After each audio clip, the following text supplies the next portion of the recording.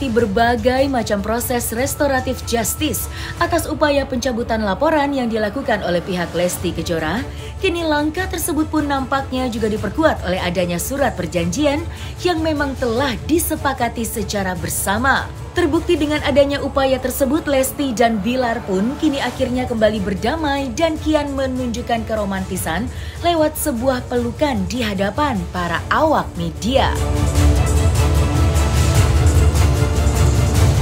Turut mengomentari adanya perdamaian yang dilakukan oleh kedua pasangan tersebut, maka seperti inilah reaksi seorang penasehat pernikahan dalam melihat perdamaian yang kini telah berhasil dilakukan oleh Lesti Kejora dengan Rizky Bilar dalam menyelesaikan suatu permasalahan rumah tangga. Hanya konflik di antara berpasangan ini sebenarnya bukan hanya dari satu sisi. Jadi kalau misalnya berpasangan ada konflik berarti dari keduanya ada masalah. Jadi tidak match yang namanya orang disatuin ya, dua karakter disatuin menjadi satu, itu kan butuh waktu agar lebih bisa harmonis kayak gitu. Jadi kalau misalnya kayak gitu, mereka harus mencari permasalahan seperti apa sih akar daripada permasalahan di antara mereka. Dasarnya ya harus dengan cinta dulu. Kalau satu hubungan itu, satu pernikahan tidak didasari dengan rasa cinta kasih, biasanya kedepannya akan ada problem, itu udah pasti.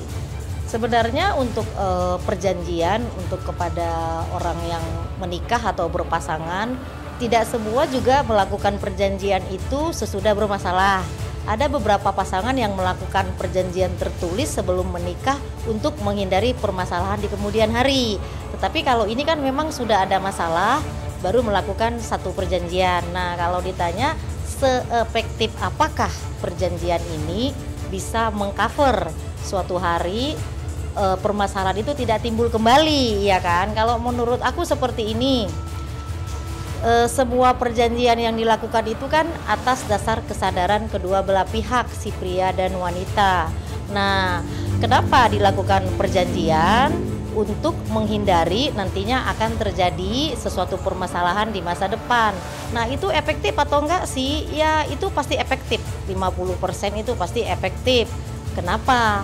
Kalau misalnya tidak ditaruh perjanjian, nanti si pihak prianya bisa KDRT lagi, bisa melakukan sesuatu hal yang menyakiti lagi kayak gitu. Makanya dilakukan perjanjian tertulis. Sebenarnya begini ya, banyak PR-nya. Jadi kalau bisa ya yang baru berpasangan, apalagi pasangan dini ya kan, biasanya kalau sudah bermasalah begitu mereka wajib konseling kepada psikologis. Sekarang banyak psikologis kok yang memang mengurusi tentang masalah jodoh, tentang rumah tangga, itu banyak. Nah, nanti di sana akan direview sebenarnya permasalahan itu akarnya dari mana gitu. Jadi biasanya konseling. Terus kalau pengen lebih bagus lagi, lebih mendekatkan diri kepada agama sih ya. Kalau orang lebih dekat kepada agamanya, biasanya sifatnya itu ya lebih manusiawi kayak gitu. Walaupun misal udah dikasih nasihat segimana juga, kalau kita nggak deket ke agama ya agak-agak repot sih gitu. Harus ada dasar daripada hati yang memang baik, yang good heart, agama yang kuat. Nah, itu membantu sekali agar kita berpasangan itu lebih harmonis ke depannya. Ya, ke konsultasi pernikahan itu penting, konseling ya.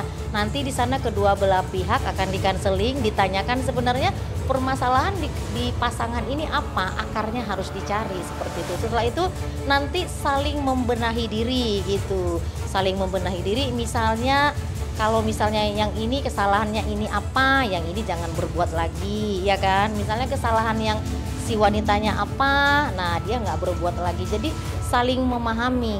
Yang namanya hubungan itu kan memang butuh waktu, butuh proses gitu. Nggak gampang dua karakter dijadiin satu menjadi harmonis, itu butuh proses. Prahara dalam rumah tangga yang dialami oleh Lesti Kejora dan Rizky Bilar memanglah sudah menemukan titik terang setelah adanya keputusan mengejutkan dari pihak Lesti yang secara resmi mencabut laporan yang telah ia buat. Namun kenyataannya, status Rizky Bilar yang saat ini telah bebas pun nampaknya masih terus menuai banyaknya kecaman dari para netizen yang masih tidak terima akan status Bilar yang saat ini bebas begitu saja. Menanggapi adanya hal tersebut, Hendar Sam selaku praktisi hukum pun turut bersuara mengenai peluang Bilar untuk bisa lolos dari jeratan hukum yang berlaku sebagaimana dirinya yang merupakan pelaku tindak kekerasan dalam rumah tangga. Saya rasa kalau sudah nggak lama ya, biasanya setelah dilakukan gelar perkara, terhadap perkara ini, dalam gelar tersebut akan diberikan keputusan bersama yang menjadi kesimpulan dan hasil gelar apakah melanjutkan perkara ini atau tidak, ya kan? Nah, alasannya kalau melanjutkan ya seperti saya sudah bilang tadi, kalau tidak ya artinya tidak dilanjutkan karena dengan pendekatan restorasi justice dan ini masuk kepada delik aduan atau bukan delik biasa, seperti itu dia. Jadi hal itulah yang mungkin akan menjadikan dasarnya.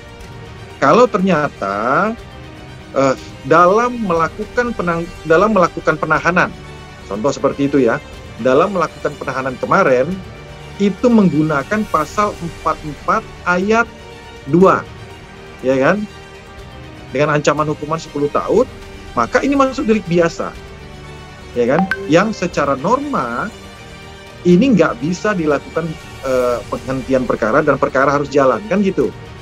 Nah, sekarang pertanyaannya, kalau dia pasal 44 ayat 2 yang dikenakan dan ini masuk delik biasa, bisa nggak sih dilakukan pemberhentian perkara atau perkara harus diteruskan? Nah, merujuk kepada teori tentunya tidak bisa. Ya, perkara harus jalan. Tapi merujuk kepada praktek dan semangat restorasi justice yang ada saat ini, maka kemungkinan besar perkara ini akan dihentikan.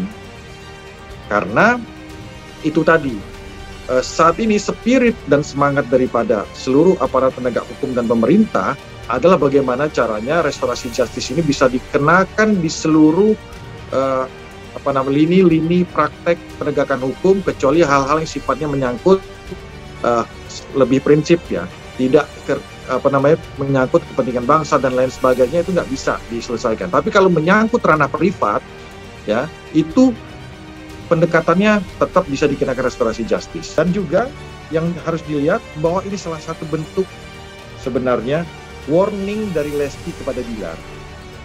Kalau yang menjadi saksi perdamaian itu bukan hanya mereka berdua, tapi dikunci dengan pihak-pihak lain, lembaga-lembaga negara, baik itu MUI, KPAI, dan publik melihat.